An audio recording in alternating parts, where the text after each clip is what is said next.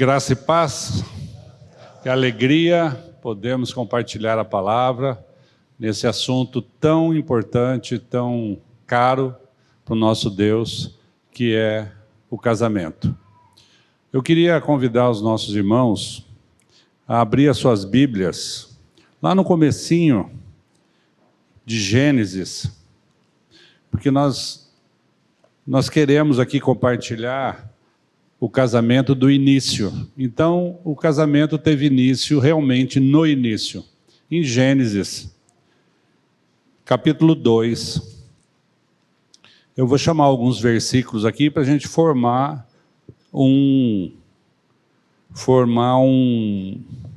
uma ideia sobre... Eu sei que vocês conhecem todos os versículos, mas para a gente formar uma ideia de como foi o propósito de Deus nessa questão do casamento. Em Gênesis, capítulo 1, verso 26, Gênesis 1, 26, na criação, também disse Deus, façamos o homem à nossa imagem, conforme a nossa semelhança. Tenha ele o domínio sobre os peixes do mar, sobre as aves do céu, sobre os animais domésticos, e sobre toda a terra, e sobre todos os répteis que rastejam sobre a terra. Em seguida, nós vamos em Gênesis mesmo, no capítulo 2, verso 18. Então, vimos que Deus criou o homem, e em seguida... Disse mais o Senhor Deus, não é bom que o homem esteja só. Far-lhe-ei uma auxiliadora que lhe seja idônea.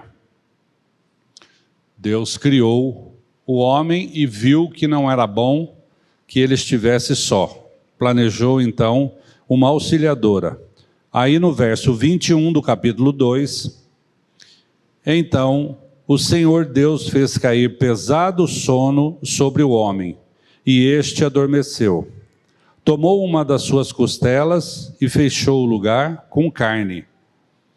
E a costela que o Senhor Deus tomara ao homem, transformou-a numa mulher, e lhe a trouxe. E disse o homem, esta, afinal, é osso dos meus ossos e carne da minha carne.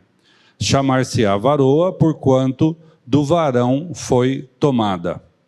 Por isso, deixa o homem pai e mãe, e se une à sua mulher, tornando-se os dois uma só carne.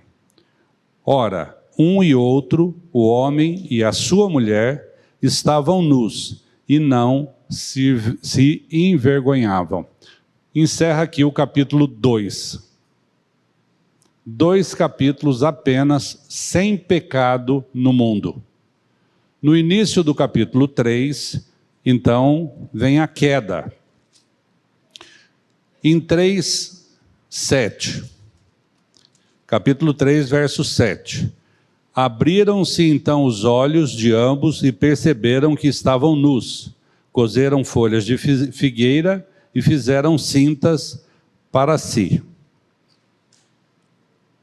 Aí, no verso 22...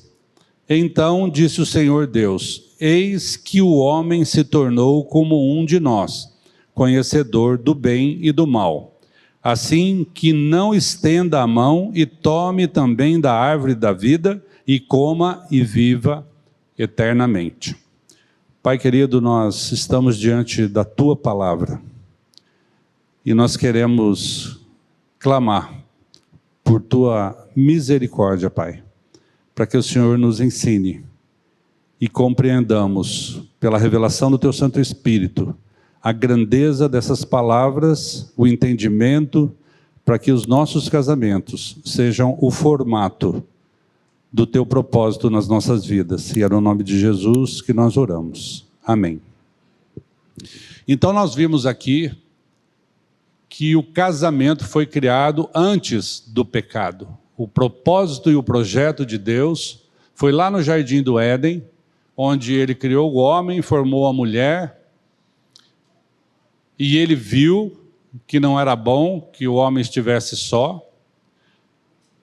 E aí então ele trouxe essa mulher diante de Adão, e ele, diante de Adão, ele fez com que eles fossem apresentados um ao outro. E você imagina a alegria de Adão quando viu essa mulher, a mulher perfeita que Deus havia feito para ele. O casamento foi quando Deus disse: deixará o homem, o seu pai e a sua mãe. Mas nenhum dos dois tinha pai nem mãe. Naquele momento, Adão e Eva, eles tinham um Deus. Eles tinham Deus como o Criador, como aquele que era o governo da vida deles. Mas mesmo assim, Deus disse: deixará o homem, pai e mãe, se unirá à sua mulher, e tornar-se-ão ambos uma só carne. O que Deus disse, meus irmãos, não foi apenas no sentido carnal, no sentido físico. Essa união foi uma união espiritual, foi uma união emocional e foi uma união física. É ou não é? Como que é o casamento, o nosso casamento hoje? Como que é o seu casamento hoje? É uma só carne, na dependência um do outro, física e emocional? Espiritual não, porque espiritualmente nós dependemos de Deus. Vou começar aqui falando com vocês sobre essa decisão de Deus, esse mandamento de Deus: deixará o homem seu pai e sua mãe. Esse deixar não significa apenas que os noivos, que os solteiros deverão deixar o seu pai e sua mãe, mas também significa que o pai e a mãe deverá deixar o seu filho e a sua filha. É um deixar de ambos os lados. Não é um rompimento, não é um abandono, mas é um deixar saudável. É um deixar pleno. É um deixar para que eles cresçam.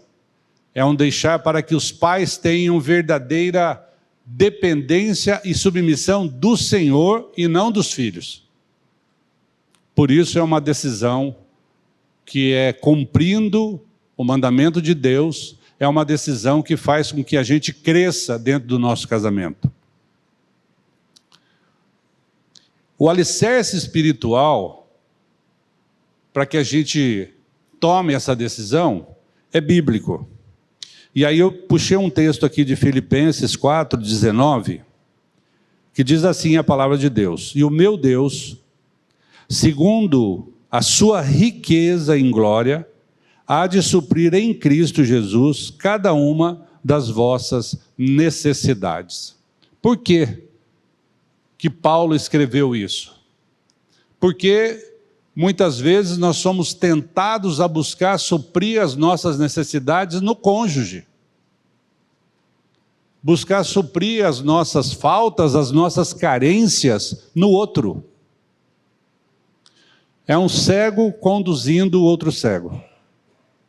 Onde vai parar isso? Né? Não tem saída. Então, onde nós devemos buscar suprir as nossas carências? Em Cristo. Em Cristo nós temos tudo o que nós precisamos, e aí então nós cremos que o casamento é um propósito de Deus, que deixou a sua palavra maravilhosa para nos ensinar. A propósito disso, eu quero chamar um texto que está em 2 Timóteo 3, 16 e 17. Onde nós vamos buscar o caráter de Deus, onde nós vamos buscar conhecer esse nosso Deus e ter intimidade com Ele, saber quem Ele é e saber quem nós somos diante dEle e as necessidades que nós temos.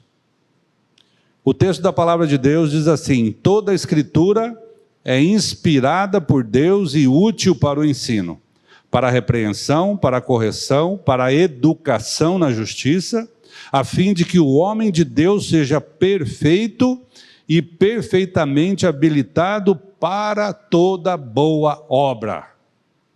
Se você acha que você não é capaz de ser um marido adequado, de ser uma esposa adequada, se você acha que você não é capaz e não tem todos os equipamentos, todas as ferramentas de que precisa para ter um casamento pleno, um casamento de paz, de harmonia, de alegria, você vai ver que na palavra de Deus está escrito que Deus nos habilitou.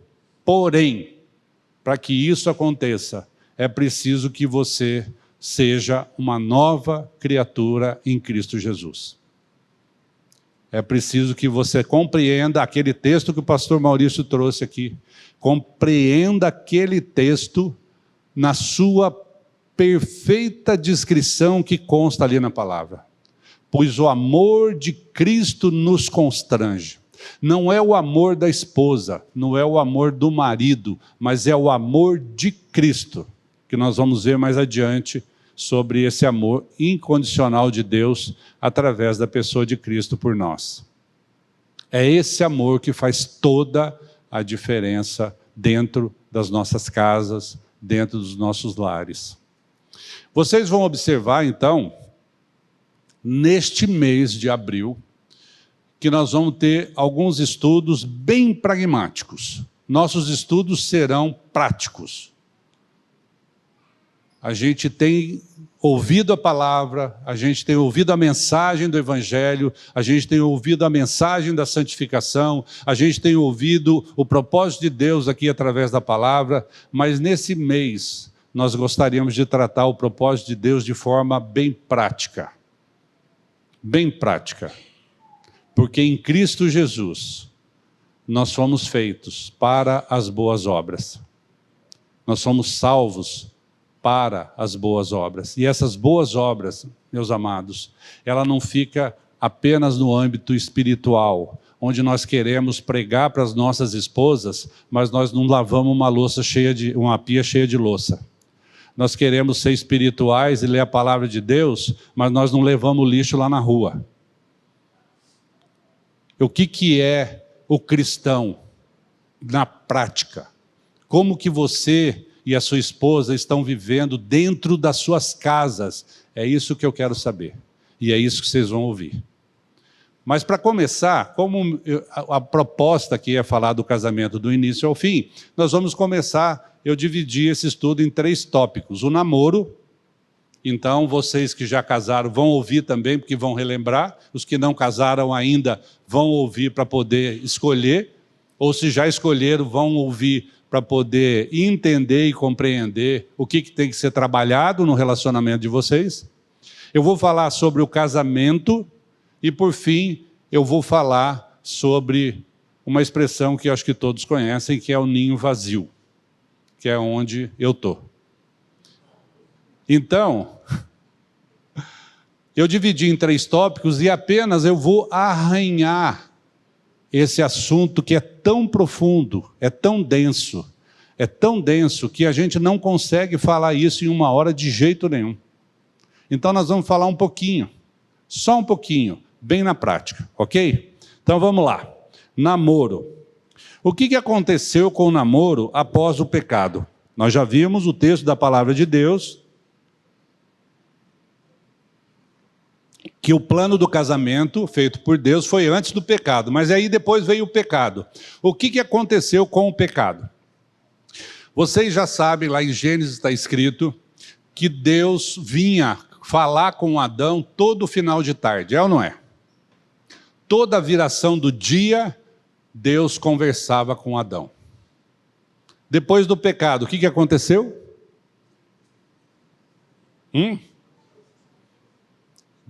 Deus teve que expulsar Adão do jardim do Éden, para que ele não comesse da árvore da vida eterna e se tornasse um pecador eterno. O plano de salvação de Deus começou ali. Mas o homem ficou desconectado de Deus. A vida espiritual do homem já não tinha mais. Então aí aquilo que nós falamos, de que o casamento foi feito dentro do espiritual, físico e emocional, o espiritual já não mais existia. Porque o homem separado de Deus, porque o pecado faz separação entre o homem e Deus, diz lá em Isaías 59, o homem separado de Deus, desconectado de Deus, ele vivia por sua própria conta. E o homem, por sua própria conta, ele dá conta do quê? Coloque você uma criança por sua própria conta para andar numa rua cheia de gente, movimentada, cheia de carro, e o que vai acontecer com essa criança? Fatalmente vai acontecer alguma coisa ruim. E essa coisa ruim é que o homem, então, passou a ser o seu próprio governo. O seu umbigo se tornou o seu governo. E aí, então, o egoísmo tomou conta desse homem. Aí um homem egoísta, sem Deus, encontra uma mulher egoísta sem Deus, e os dois resolvem se casar. O que dá no final das contas? Dá certo isso? Não dá certo. Não dá certo. Vira uma competição. Vira um problema tão sério que ao invés deles olharem um para o outro, vendo que o sistema de convivência pode ser o de colaboração, pode ser um sistema de contribuição, vira um sistema de competição. As diferenças passam a ser vistas como defeitos. E aí os problemas não são resolvidos mais em prol do casamento, do casal e da família. Os problemas são resolvidos em prol do meu eu, do meu ego. Eu tendo a minha roupa lavada, eu não quero nem saber da roupa dela. Ou vice-versa. Eu tendo a minha comida, pouco me importa se existe a comida para minha esposa. Eu tendo o meu carro para eu ir para o meu trabalho, eu não quero nem saber como que ela vai para o trabalho dela, ou se ela tem o que ela precisa dentro de casa. Nós já atendemos muitos casais, mas nós já atendemos casais que o homem levanta de manhã, vai na geladeira, pega toda a comida que tem na geladeira, faz a sua marmita e vai para o trabalho, sem se importar o que a esposa e os filhos vão comer. Como se chama isso? Isso se chama egoísmo. Primeiro eu, depois o resto, não quero saber. Então, esse tipo de coisa é que faz com que o ego seja acima, o ego seja o governo do homem, o governo da mulher, e fique acima de qualquer decisão. Porém, o que eu quero dizer para os solteiros, já que eu estou falando de namoro, solteiros e descasados, eu vou dar uma vacina para vocês. Tem gente solteira aqui? Parece que é todo mundo casado. Só estou vendo um casalzinho, hein? Eu acho que os jovens afinaram da palestra de hoje, hein? Hoje seria culto de jovens, hein? Cadê os jovens dessa igreja? Aí, beleza. Vou falar para vocês quatro que estão atrás aí, ó. Presta atenção. Eu vou falar aqui rapidamente de 7 causas que são as mais frequentes numa escolha errada do cônjuge. Gente, você que já casou, como diz a minha esposa, você agora tem que colocar óculos cor-de-rosa, tá? Já casou, tal, né? Não tem mais jeito, então óculos cor-de-rosa. A hora de colocar a lente de aumento é quando está namorando. Aí você tem que ver tudo. Mas agora, vamos lá. Primeiro, a decisão de se casar é tomada de maneira muito apressada. Tipo assim, comecei a namorar, deu 1 mês, 2, tal, eu acho que já dá para casar, né? E ó, vamos lá, que tal? E aí o que acontece é que eles resolvem se casar e aí grande chance de dar errado. Os motivos vocês já sabem, eu vou falar bem rapidamente. 2, a decisão é tomada em uma idade muito jovem do casal. Lembre-se, para ser um bom casado, você tem que ser, ou tem que ter sido, um bom solteiro. Tá? Ninguém é bom marido se não for um bom solteiro, completo em Cristo, unido a Cristo, dependente de Cristo. Aí vai ser um marido do mesmo jeito que é um solteiro ruim, vai ser um marido ruim ou uma esposa ruim. 3. Um ou ambos estão ansiosos demais para se casarem. Às vezes tem pai que muda de ideia. A filha chega para o pai e fala, pai, eu estou querendo casar, mas será? Não, tá bom. Mas aí esse pai pode mudar de ideia. Então ela chega para o noivo e fala assim, vamos marcar logo, vamos lá no cartório, vamos fazer o documento, senão meu pai vai mudar de ideia, a gente não casa mais. A motivação está completamente errada. E esse casamento pode dar errado. 4. Um ou ambos estão escolhendo alguém para agradar outra pessoa.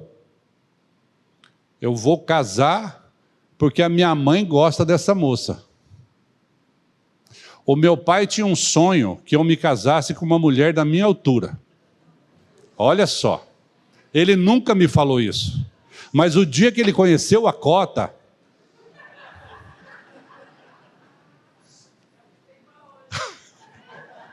ele deu uma olhada assim, não era bem isso, né?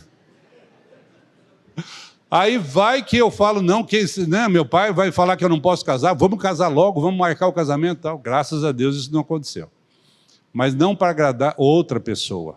Nós precisamos entender que um ao outro precisamos agradar a nós mesmos, né?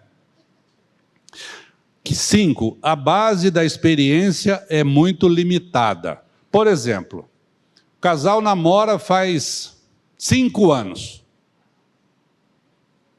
5 anos? Está na hora de casar ou não? Uai, gente, tá ou não tá? 5 anos de namoro?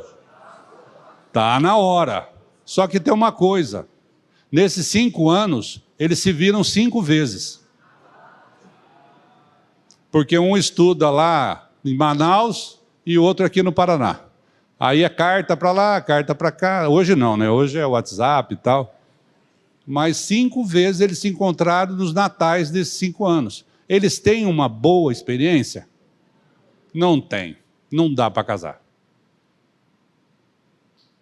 Vocês 4 estão escutando aí? 6. O casal tem expectativas fantasiosas. Nossa, quando eu casar, minha vida vai ser um céu. Vai ser só alegria. Sexo todo dia. A minha mulher vai para o fogão logo cedo, vai fazer o prato que eu mais gosto, vai cuidar de mim.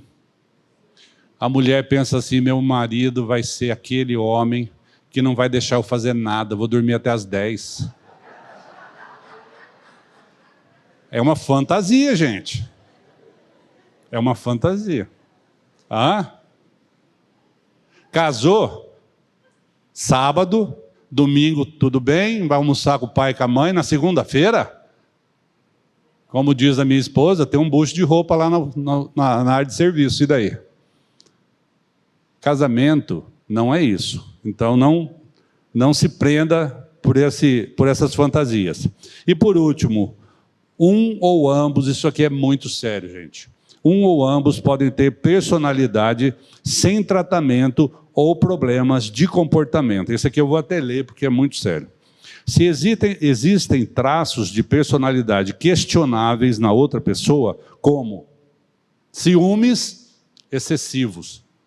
Ciúmes, até uma coisa razoável, leve, mas quando é muito, quando tira a liberdade do outro, quando denigre a imagem do outro, quando traz conflitos constantes dentro de casa, isso tem que ser tratado. Mau humor constante. Tem gente que vive nervoso, vive bravo, de cara feia dentro de casa, porque manipula com o mau humor. Não é que seja 100% do tempo mal-humorado, mas é que ele tem ganho com isso. As pessoas que têm cara feia têm ganho. Vocês já perceberam? Todo mundo faz o que o de cara feia quer? Hã? Vou emburrar. Aí ela vai fazer o que eu quero. Teve um casal esse dia que falou para mim que fica 15 dias sem conversar com a mulher. 15 dias. Eu não acreditei. Não acreditei. O que já se perdeu em 15 dias de falta de comunhão? Né? Desonestidade de um ou de outro. Teimosia. Tem gente que sabe que está errado, mas teima porque é teimoso. Às vezes ele até é convencido que está errado, mas ele continua insistindo que ele está certo. É porque é teimoso. Você está disposto a encarar essa? Viver com uma pessoa teimosa o resto da sua vida? Não, né? Ó, um homem que respondeu aí, ó, não sei quem. Concluindo, então aqui eu quero deixar algumas dicas para os 4 lá. O resto não tem jeito mais, o resto vai ter que, tá? Olha só. Desenvolva uma clara imagem mental do seu cônjuge ideal. Então, quando você for idealizar o seu cônjuge, eu estou brincando aqui com os 4, mas isso serve para todos nós. Quando você for idealizar a forma com que você quer que o seu cônjuge se comporte diante de você, do casamento, do relacionamento, da família, você precisa idealizar onde você quer chegar. Como que nós vamos trabalhar, o que nós temos que fazer para chegar. Só que não idealize uma situação inatingível.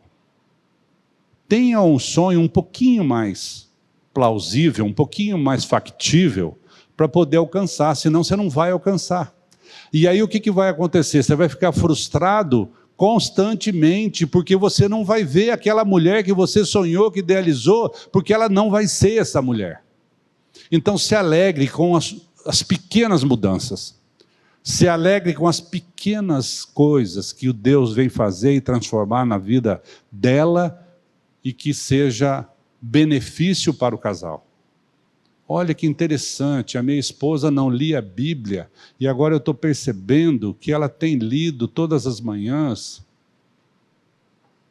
E muitas vezes a gente não dá valor para as pequenas mudanças que Deus vem fazendo. E Deus faz de passo em passo. Deus não faz uma revolução na sua casa porque você não aguenta. Você não dá conta de uma revolução. Então, a idealização tem que ser plausível, tem que ser pelo menos que você consiga orar e pedir a Deus e você vai entender e ver o que Ele tem mudado na sua vida. Encontre uma pessoa para amar que seja mais parecida com você. Mais parecido com você. Não é fisicamente. Não é fisicamente. É se parecer nos objetivos. Aqui eu quero deixar uma coisa, uma sugestão, uma dica para vocês. Em primeiro lugar, busque uma pessoa que seja cristã igual a você. Em primeiro lugar. Uma pessoa que confesse que Jesus Cristo é o Senhor da vida dela ou dele. Procure, encontre essa pessoa. E aí então você pode ter 99% das diferenças resolvidas somente aí. Seja uma pessoa saudável antes de ser uma pessoa casada. O que é uma pessoa saudável? Encontre um amor que você possa sentir bem no fundo do seu coração e expresse cuidadosamente. O pastor Maurício, vou te usar aqui, pastor. A gente se conhece faz uns 30 anos. Eles eram solteiros. A Lu reclamava que ele não falava, que a amava. Aí ele falou para nós. Ela sabe, porque eu já falei uma vez que eu amo. O dia que eu mudar de ideia, eu falo de novo. Não é isso. Hoje ele aprendeu. Hoje Cristo já mudou a vida do pastor Maurício. Cristo já fez uma obra. Ele estava brincando também. Mas expresse o seu amor toda hora, todo momento, toda oportunidade que você tiver. Fale. o outro gosta de ouvir. Ouvir palavras de afirmação, palavras de admiração. Mulheres, coisa que homem gosta e vira um leão. Fala que ele é o homem da sua vida, que você admira ele como o cara mais forte do mundo, é o cara mais inteligente do mundo. Fala coisas assim para você ver, o cara vira um leão. Ele levanta às 6 horas da manhã e sai para trabalhar que ninguém segura. Faça isso e depois você me conta o que vai acontecer. Permita que a paixão amadureça antes de decidirem se casar. Não se case naquele momento inicial da paixão, porque a paixão dura pouco. O amor vem com o tempo. Domine a arte da intimidade. Isso é muito importante. O que é a arte da intimidade? Intimidade aqui não é somente intimidade sexual ou física, mas intimidade no sentido de conhecer um ao outro.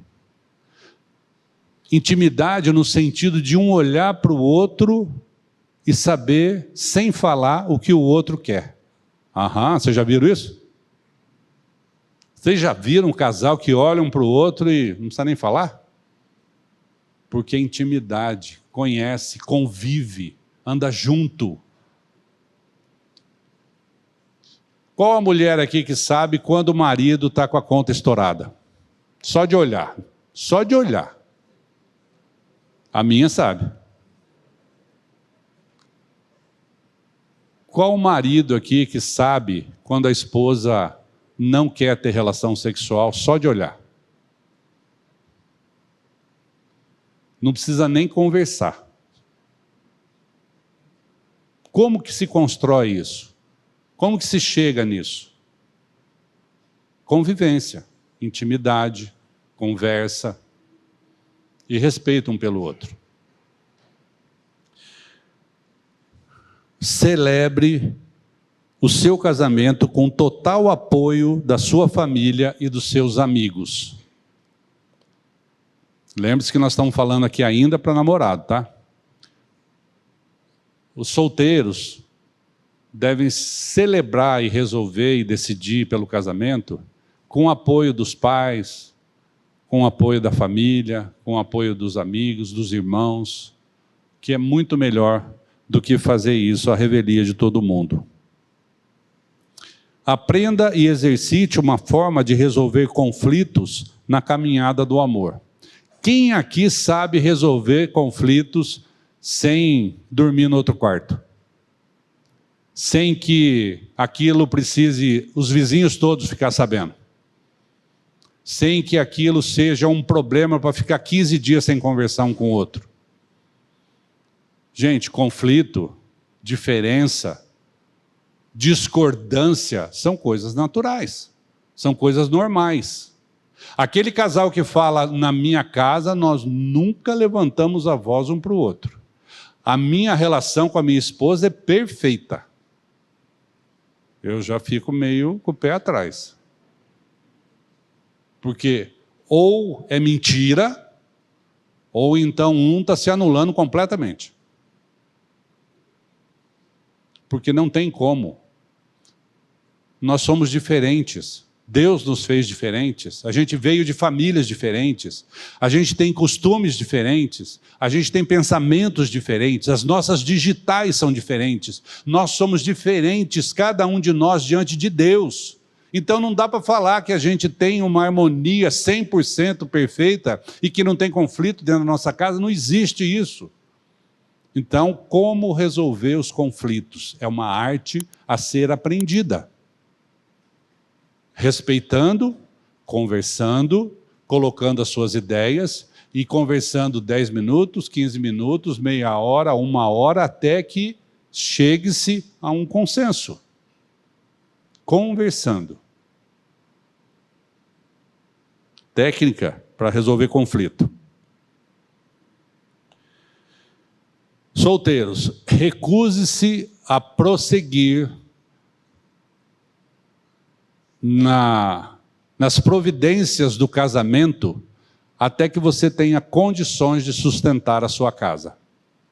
Financeira, estou falando especificamente dinheiro. Às vezes, o casal está namorando, apaixonado, vamos casar, não sei o que e tal. O dinheiro, não, dinheiro depois a gente vê. É um detalhe. Não, é preciso ter uma racionalidade diante de Deus. E Deus supre a cada um de nós, de todas as nossas necessidades. E Deus sabe o dia certo que nós temos para casar.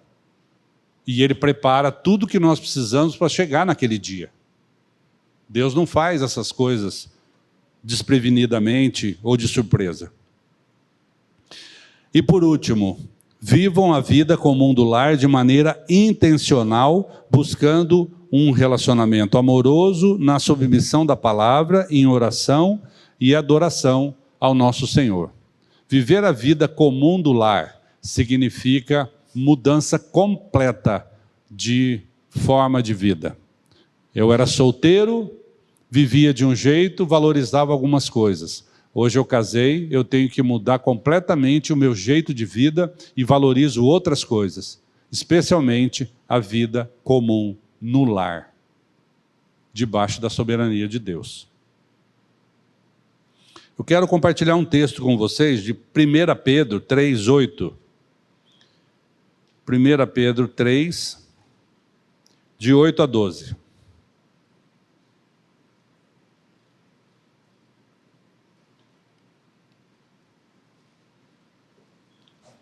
Finalmente, sejam todos de igual ânimo, compadecidos. Ó, gente, todos esses textos que eu estou chamando aqui, eu quero que vocês ouçam a palavra de Deus pensando no casamento, pensando na aplicação da palavra de Deus dentro da sua casa, dentro do seu casamento, tá? Finalmente, sede todos de igual ânimo, compadecidos fraternalmente, amigos, misericordiosos, humildes, não pagando mal por mal ou injúria por injúria. Antes, pelo contrário, bendizendo, pois para isto mesmo fostes chamados, a fim de receberdes bênção por herança. Pois quem quer amar a vida e ver os dias felizes, refreie a língua do mal e evite que os seus lábios falem dolosamente. Aparte-se do mal, pratique o que é bom, busque a paz e empenhe-se por alcançá-la, porque os olhos do Senhor repousam sobre os justos, e os seus ouvidos estão abertos às suas súplicas, mas o rosto do Senhor está contra aquele que pratica os males. Aqueles que praticam os males. Bom, aqui então nós falamos sobre casamento, falamos sobre namoro, agora então nós vamos falar sobre casamento. Eu dividi em 2 tópicos: as nossas expectativas em relação ao casamento e as expectativas de Deus em relação ao nosso casamento. Então, primeiro vamos para nossas expectativas. O que eu devo esperar do meu casamento? Todo mundo tem um sonho, todo mundo tem um plano. Nós temos uma pessoa da nossa família que ela resolveu se casar com 19 anos, o pai dela chegou e falou assim: como assim, você vai casar? Mas o que vocês vão fazer? Onde vocês vão morar? Como é que vocês vão viver? Não, pai, nós temos um plano, pode ficar tranquilo. Que plano? Estava estudando, não tinha nada. Nós temos um plano. Então, o que eu devo esperar do casamento? Quais serão os ganhos? Minhas esperanças são grandes e eu tenho muitos sonhos. Lembre-se que quando não se é nascido de novo, nós vivemos pensando que nós devemos suprir as nossas necessidades egoístas. Nós temos o desejo de suprir aquilo que vem ser bom para mim. Eu não penso no outro. Então, vamos olhar para algumas Vamos olhar para algumas delas e depois vamos retornar para a Bíblia, tá? Então, o casamento suprirá quais necessidades minhas? Todo mundo aqui tem necessidade. Ainda que não seja nascido de novo, também temos necessidades, também aquele que não tem Cristo tem as suas necessidades egoístas. Então, vamos lá. Quais são elas? Afeição e intimidade sexual. Companheirismo. Ter uma família. Conversar. Todo mundo tem necessidade de conversar, de compartilhar, de ter alguém que ouça. O egoísta é o que quer falar. Depois, com a vida de Cristo, nós aprendemos a ouvir. Mas você percebe que muita gente só quer falar. Ele não tem empatia para ouvir o que o outro tem para falar. Então isso causa muito mal-estar dentro do relacionamento. Só um fala e o outro não tem onde se desabafar, não tem onde compartilhar, não tem onde chorar, não tem onde reclamar, murmurar. Nós precisamos ter alguém, um amigo íntimo, e ninguém melhor, ninguém mais íntimo do que o nosso cônjuge. Então, conversar. Precisamos também de segurança financeira. Precisamos de aceitação social. E precisamos deixar a casa dos pais. Muitas dessas expectativas são razoáveis, até do ponto de vista de Deus. É legítimo a gente ter essas necessidades e essas expectativas de vida. É ou não é? Mas o problema vem quando buscamos satisfazer esses desejos com estratégias erradas, fazendo coisas erradas. Muitos entram no casamento esperando que o casamento, por si só, resolva os seus problemas, suas carências e as suas necessidades. Bom, então tá, eu preciso casar para ser uma outra pessoa? Ok, então amanhã eu caso. Casei. Oh, mas aí, não mudou nada. Não aconteceu nada. Então casar com a expectativa de que o casamento, como um ritual, como uma cerimônia, vai ser um marco que vai mudar a sua vida, está completamente errado. A gente já viu noivas que projeta e programa o seu casamento e sonha o seu casamento como se o casamento fosse aquele dia da festa que todo mundo vai estar reunido, festejando, feliz, e ela não está nem pensando no dia seguinte. Casamento, gente, é um companheirismo, que significa comer pão juntos, todos os dias. Compartilhar todas as dificuldades, todas as alegrias, todas as necessidades. Não é uma festa que se resume apenas em um dia. Vou dar um exemplo. Uma filha que já não aguenta mais o pai, que é chato, que pega no pé, que briga, que é intolerante, que é ranzinza, mal-humorado, e resolve se casar para sair de casa. Eu não quero viver mais nessa casa. Então eu vou me casar. O primeiro que aparecer. Isso dá certo? Jamais. Casas onde há críticas frequentemente. Uma vez me contaram uma historinha, eu tinha meus filhos pequenos, que eu achei muito interessante. O filho chegou para o pai para mostrar o boletim da escola. E ele acertou 90% das questões, ele tirou 90 na nota. E errou uma questão. Aí ele mostrou o boletim para o pai, todo feliz, porque tinha tirado 90, a média era 70, ele tirou 90, o pai olhou o boletim e virou para ele e falou: escuta, mas você errou essa questão aqui? Como que você foi errar essa questão? Aí ele virou para o pai e falou: pai, você viu que eu acertei as outras 9? Então tem pai que não elogia, que não vê os acertos. só vê os erros, só faz críticas. Como que os filhos podem ter segurança no colo de um pai assim? Como que esses filhos podem ter a certeza do amor desse pai se ele não manifesta amor em hora nenhuma? Ele não expressa o amor dele pelo filho, não expressa o amor dele pela filha, não expressa o amor dele pela família, não faz e toma decisões em prol da família, mas somente em prol dele mesmo. Aí esse filho cresce, atinge a maioridade e resolve se casar para sair dessa casa. Porque não dá para conviver com esse pai. Ou então, um filho que não é respeitado pelo pai como adulto. O filho cresceu, já está com 18 anos, vai tirar a carteira de motorista, já está procurando emprego, está na faculdade, e a mãe trata ele como um bebê. Não deixa nele amarrar o cadarço do tênis. Fica tratando como se fosse uma criancinha de 5 anos de idade. Esse menino não cresce aos olhos dos pais. Chega um tempo, gente, que a chave tem que virar. Até a forma de corrigir até uma idade.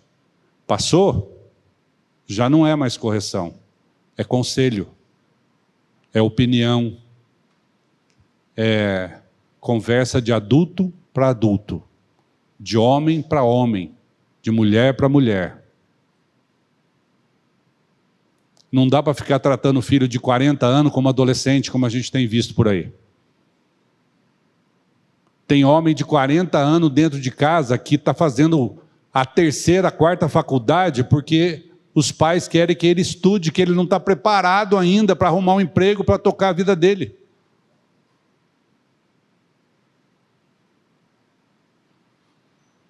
Nossos filhos têm que ser capacitados enquanto crianças e vão crescendo como adolescentes, enquanto jovens.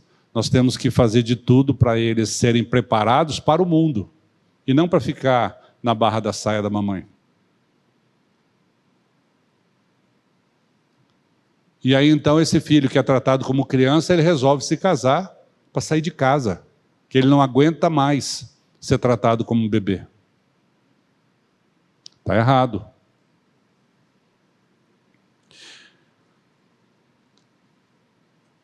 Aqueles que se casam simplesmente por esses motivos, aí eu como advogado posso dizer, um dia eles vão estar no tribunal fazendo divórcio, porque se casaram pelo motivo errado, então não vai dar certo o casamento. E aí um dia eles vão estar no tribunal dizendo assim para o juiz, incompatibilidade de gênio. Qual o motivo do divórcio? Ela não atendeu as minhas expectativas, ou ele não atendeu as minhas expectativas. Quando, na verdade, quem não atendeu as expectativas foram os pais. E é muito fácil para nós colocar a culpa no outro. Vocês já perceberam? É muito fácil a gente falar, mas eu fiz o que eu podia fazer, eu fiz o que eu achei que era certo. Lógico que nós não vamos acertar todas, mas nós temos que estar diante de Deus, buscando sabedoria, diligência, discernimento, para criar os nossos filhos, dentro do ensino da palavra de Deus e dentro daquilo que é o propósito de Deus, para que a gente seja pais e mães segundo o coração de Deus. É só isso. Nós podemos errar.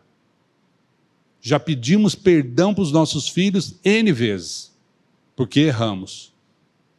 Mas reconhecemos que erramos. Nos arrependemos. E falamos, e confessamos. E mudamos. Porque Deus é que muda. Eu não tenho mérito nenhum nisso, minha esposa não tem mérito nenhum, mas Deus muda. Deus é capaz de mudar e Ele quer mudar. Ele quer tirar os nossos filhos desse império das trevas. Ele quer os nossos filhos para Ele. E Ele nos usa para pregar o Evangelho, para ser sacerdotes dentro da nossa casa. Durante esse mês de abril, nós vamos trabalhar aqui o culto doméstico, o devocional doméstico. Isso aqui que vocês estão vendo aqui, ó. Alguém perguntou, o que está acontecendo ali, né? Um sofá. Isso aqui vai ser, na prática, um culto doméstico. Todos os domingos. Para que a gente tenha, aliás, não tenha desculpa mais para não fazer o culto, para não fazer o devocional dentro das nossas casas. O que a gente tem ouvido, eu não sei. Eu não sei como é que faz, né? Ninguém me ensinou ainda. Eu nunca fiz, da minha casa ninguém me ensinou. Então eu não sei fazer com os meus filhos. E só abrindo um parênteses aqui, gente. Devocional é abrir a Bíblia. É ler um versículo bíblico. A palavra fala. A palavra não volta vazia. Lê a palavra com o seu filho, com a sua filha. Ensina o seu filho. Leia, homens, com a sua esposa. Seja homem dentro de casa. Seja um marido exemplar aos olhos de Deus. Seja um marido que busque o ensino de Deus. Busque a Cristo como cabeça da sua casa. Para ser o seu cabeça, para que você seja o cabeça. Mas tendo como Cristo no governo da sua casa. E não você, com seus interesses egocêntricos. Então nós precisamos aprender a ser cristãos, verdadeiramente cristãos.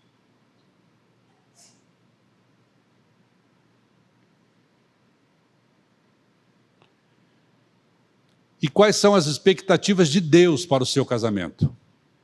A Bíblia mostra que as expectativas de Deus são diferentes das nossas, óbvio, né? Nós já lemos esse texto lá em Gênesis 2,18, que Deus disse assim: não é bom que o homem esteja só, far-lhe-ei uma auxiliadora que lhe seja idônea. A expectativa de Deus é que a gente tenha uma auxiliadora, porque Ele planejou assim. Em Mateus 7, de 1 a 5, novamente quero apelar para vocês, ouçam a palavra de Deus, pensando no seu casamento, colocando a palavra dentro da sua casa, da sala da sua casa, dentro da cozinha da sua casa, dentro do quarto da sua casa. Vamos ler a palavra de Deus e pense nisso. Não julgueis para que não sejais julgados, pois o critério com o que julgardes sereis julgados, e com a medida com que tiverdes medido, vos medirão. Porém, não reparas na trave que está no teu próprio... Desculpa, pulei aqui. Com a medida com que tiveres medido, vos medirão também. Porque vês tu o argueiro no olho do teu irmão, porém não reparas na trave que está no teu próprio? Ou como dirás a teu irmão: deixa-me tirar o argueiro do teu olho, quando tens uma trave no teu? Hipócrita, tira primeiro a trave do teu olho, e então verás claramente para tirar o argueiro do olho do teu irmão. Pense no teu cônjuge. Antes de você julgar, antes de você condenar e bater o carimbo. Você é culpada. Nosso filho está desse... Cansei de ouvir isso. Nosso filho está desse jeito, é culpa sua. Um filho não é o que é, se ele for criado pelo pai e pela mãe, por culpa de um só. O pai que acha que se ele sair cedo, for trabalhar e trouxer o contra-cheque no final do mês, ele está fazendo o papel que Deus quer que ele faça, está totalmente errado e totalmente por fora. A criança precisa do pai e da mãe. E aqui eu quero abrir um parênteses para os pais divorciados, para as mães que criam seus filhos sozinhos, os pais que criam seus filhos sozinhos.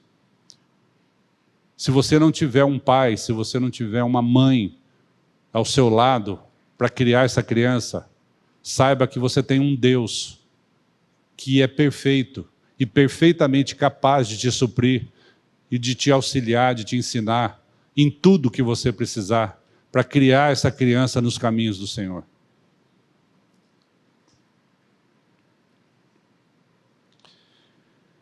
O casamento nos colocará sobre o espírito do amor mútuo. A Bíblia nos ensina que quando um homem e uma mulher se unem em casamento, tornam-se um só. E cuidar do bem-estar do outro enquanto viverem é um compromisso diante de Deus. Cuidar do bem-estar um do outro. Se um precisar ir ao médico, o outro vai junto? Vai ou não vai? Se um precisar deixar de trabalhar naquele dia porque está se sentindo mal, ou se o outro, ou se a tua esposa, o carro da tua esposa quebrou, você pega o carro da sua esposa e leva ao mecânico?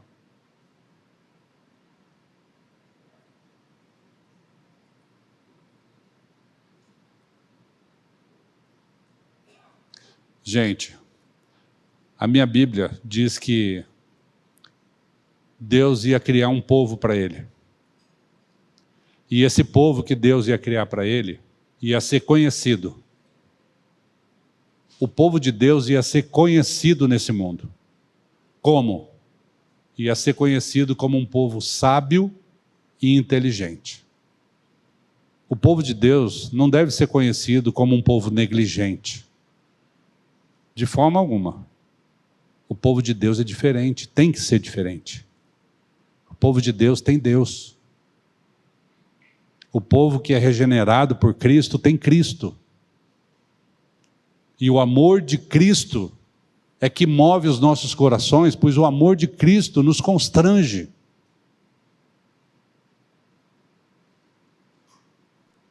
Você, homem, se estiver na rua e alguém estiver atirando e você estiver com a sua esposa, você pula na frente da bala para livrar a tua esposa do tiro? Você tem coragem de pular na frente da bala? Eu falei isso uma vez aqui, tem gente que até hoje lembra disso e fala: Mário, você aquele dia pegou pesado. Pensa bem. Qual é o nosso papel como homem? Qual é o teu papel como mulher, dentro da sua casa? Né?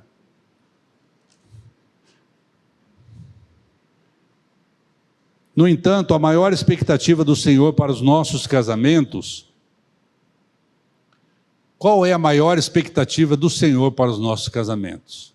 É que os nossos casamentos sejam o reflexo do relacionamento de Cristo e a igreja. Essa é a expectativa do Senhor. Se o meu casamento, se o seu casamento é um reflexo da união de Cristo e a igreja, está tudo bem, está tudo certo. Efésios 5, esse texto nós vamos ler, que é muito importante. Efésios 5, de 30 a 32.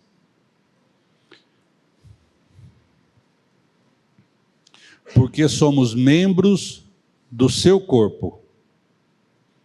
Eis porque deixará o homem seu pai e sua mãe, e se unirá à sua mulher, e se tornarão os dois uma só carne. Aí Paulo diz: grande é este mistério, mas eu me refiro a Cristo e à igreja.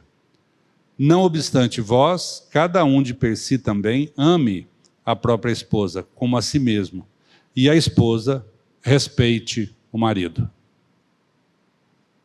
O respeito e o amor são os combustíveis,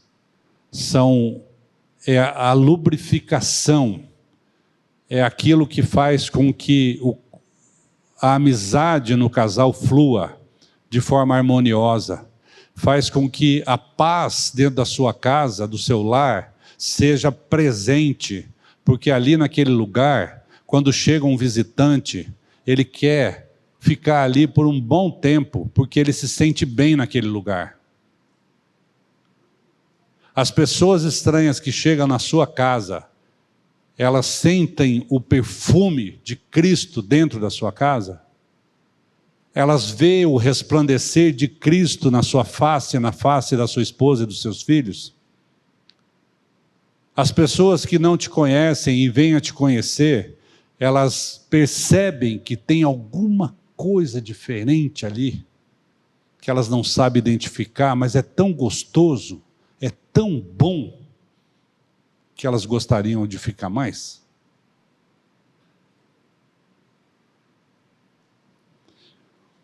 Essas expectativas de Deus formam uma base para a aliança que está no centro do casamento.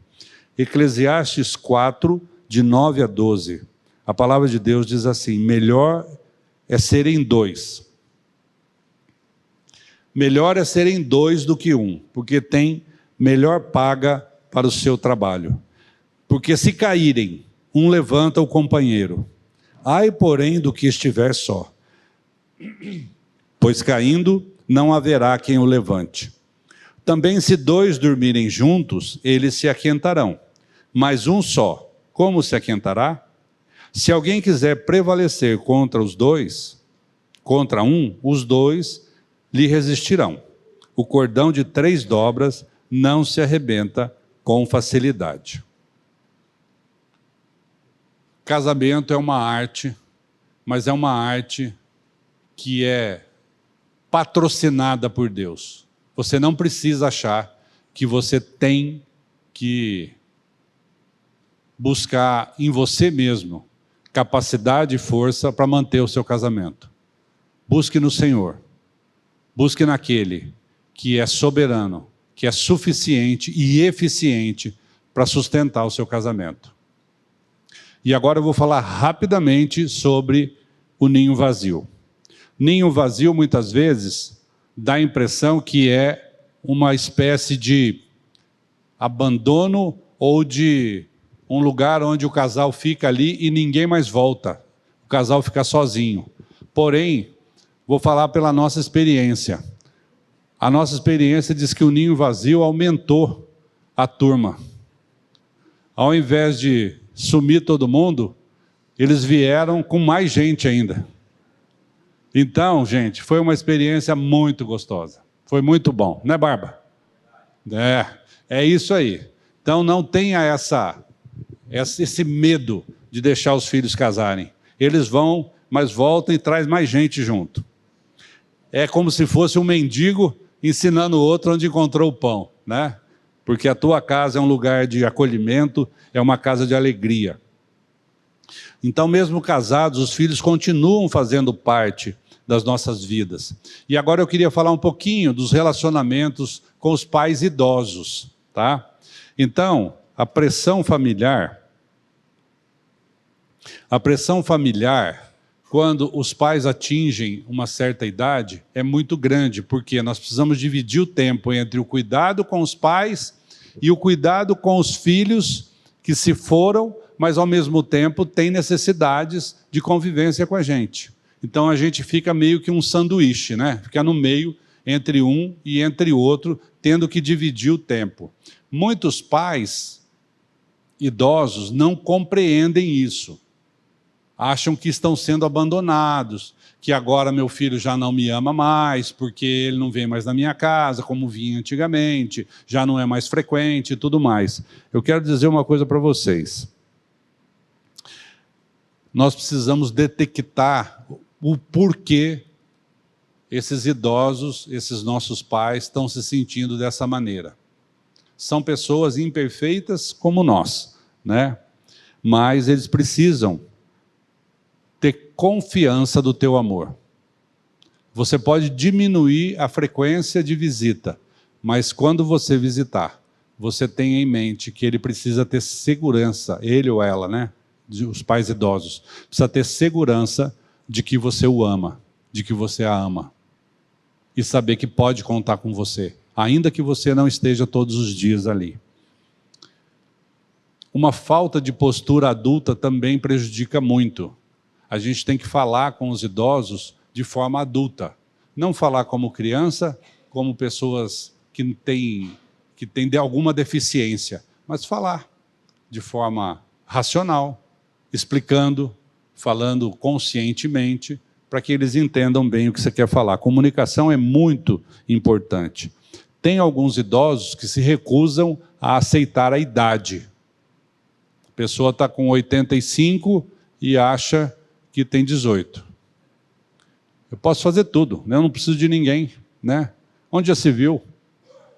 Tem uma pessoa aqui do meu lado, toda hora, eu não preciso de nada disso. A pessoa tem dificuldade. Queira Deus que nós também um dia, né? Que vamos, se Deus quiser, passar por isso, queira Deus que nós tenhamos esse discernimento, né? E por fim, muitas exigências. Os pais idosos exigem muita necessidade, muita manipulação, né? Até escrevi uma frasezinha aqui que eu achei muito legal, né? Então vamos dizer que é o seguinte: a sua mãe ou seu pai te ligam e diz assim: olha, só liguei para dizer que estou bem, sozinha, e que você não precisa ficar preocupado comigo. Mas na verdade o que ela quer dizer? Se você se importasse comigo, teria ligado para saber como eu estou passando. É ou não é? A gente precisa entender essas falas e ter paciência e compromisso com os nossos idosos, né? Enfim, agora eu quero fazer um desafio para vocês. Casados, estou muito alegre, estou muito feliz de ver esse monte de casais que estão aqui, muito legal. Pense como você e a sua esposa vão estar daqui a 20 anos. Nós estamos em 2024, em 2044. Vamos sair daqui e vamos lá para 2044. Como que vai estar a sua vida daqui a 20 anos? Você já pensou? Então, por que eu estou perguntando isso? Se você quiser ter uma vida de alegria daqui para frente, esqueça o que passou, daqui para frente, comece a mudança agora.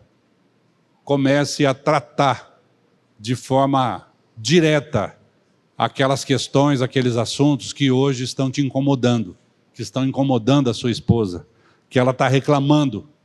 Você não leva o lixo. Faz 10 anos que eu estou pedindo para você levar o lixo, você não leva o lixo. Então, e vai durar mais 20? Não, começa a levar o lixo agora, pronto, acabou. Estou dando um exemplo, eu não sei o que está passando dentro da sua casa, tá?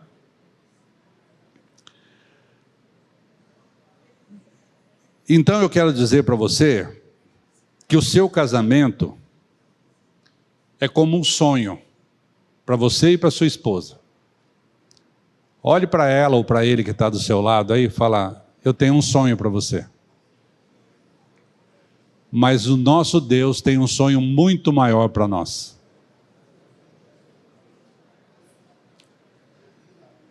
E uma vez que a gente aprenda isso, que o nosso sonho é menor que o sonho de Deus, nós podemos ter o descanso de entregar para Deus, pedindo que Deus realize o sonho dele nas nossas vidas e que a gente deixe os nossos de lado, porque os deles são muito maiores e muito melhores que os nossos. Amém? Era isso que eu queria hoje deixar com vocês hoje, pedindo que o Senhor venha trabalhar nos nossos casamentos, de acordo com a vontade dele e não da nossa, fazendo com que a luz do Espírito, o refletor de Deus, a vida de Cristo, possa refletir em cada lar, em cada casamento, e mostrar para cada um de nós, para cada um de vocês, aquilo que precisa ser mudado, aquilo que precisa ser transformado, aquilo que precisa da atenção de Deus para que o seu casamento seja um casamento perfeito, à perfeição de Cristo. Amém? Pai querido, nós te louvamos e nós te agradecemos por esse tempo que o Senhor nos dá. E Pai, especialmente, iniciando hoje o mês da família, nós queremos colocar cada casal e cada casamento aqui, cada família diante do Senhor, para que o Senhor venha trabalhar nos corações de cada casal, revelando Cristo em primeiro lugar, trazendo à memória a nossa dependência e submissão da Tua palavra e da Tua vontade, para que os nossos casamentos sejam o reflexo do Teu reino aqui neste mundo. Então, Pai querido, vem estabelecer o Teu reino dentro das nossas casas, para que Cristo seja o governo das nossas casas, para que os nossos filhos sejam criados no temor do Senhor, para que as nossas esposas sejam bênção nas nossas vidas, e que nós, como homens, sejamos homens submissos à vontade de Cristo, sejamos governados por Cristo e tementes a Ti. Pai, muito obrigado, porque até aqui o Senhor nos trouxe. Usa as nossas vidas, Pai, para o louvor da Tua glória, em nome de Jesus. Amém. Amém.